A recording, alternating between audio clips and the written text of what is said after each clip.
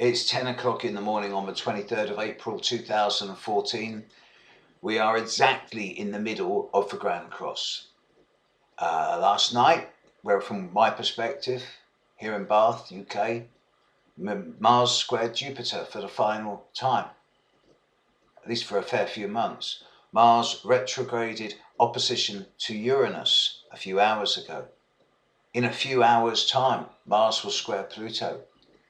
And then the Grand Cross materially, manifestly, physically, from our Earth-based geocentric perspective will be over.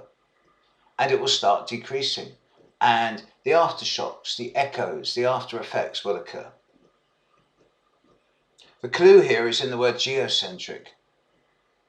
Viewed from the Sun, there is no Grand Cross pattern. It is only viewed from the Earth.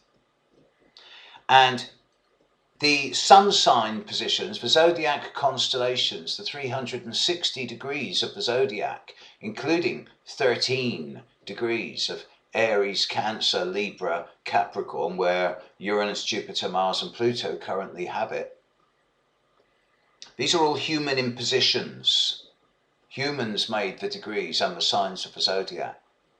Nevertheless, were humanity not to exist on Earth, the Grand Cross would still be happening from a geocentric Earth-based perspective. It would not be in any particular signs or in degrees, but 4 planets would still be seen to be being 90 degrees and 180 degrees from each other, opposite each other and square to each other in the sky.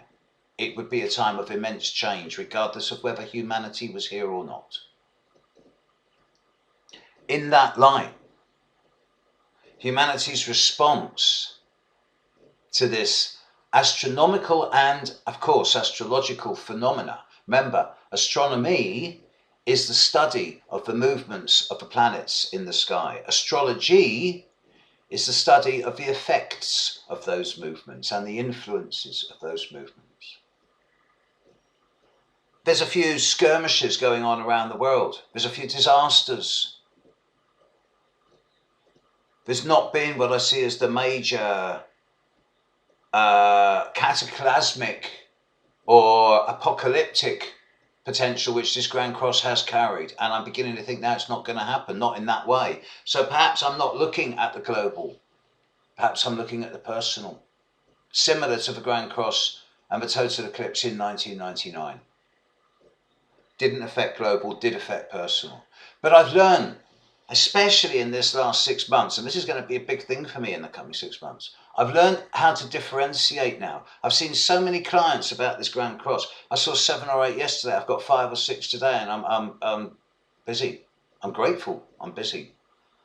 But what I'm seeing is that the Grand Cross is hitting individual charts.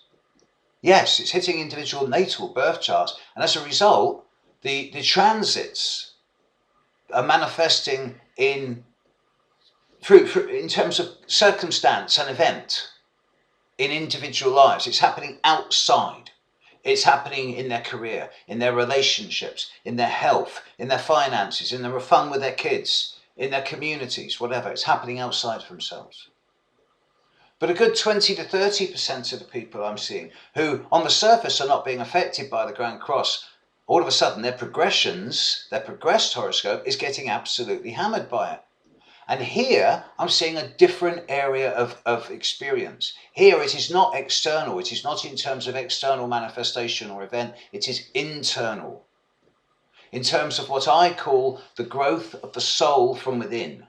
One's own internal slow evolution at the individual level and one's slightly faster evolution at the internal emotional level, as governed and symbolized by the movement of the progressed sun and the progressed moon in the horoscope. More on this another time. But a good 30% of people who are being hit by this Grand Cross are being hit internally as much as, if not more than, externally. And therefore, I'm suggesting this is a time of internal re-evolution. And that we're now beginning to recognize in ourselves individually that old constructs, old patterns no longer apply. And we're now all beginning, I think, to dare to dream of new futures, new structures, new patterns, new ways of community and planetary governance in ways that simply would not have been possible 2 or 3 years ago. What a lovely way to end today's video. Moon's in Aquarius all day. It's time for future thinking. Have a great day. Bye.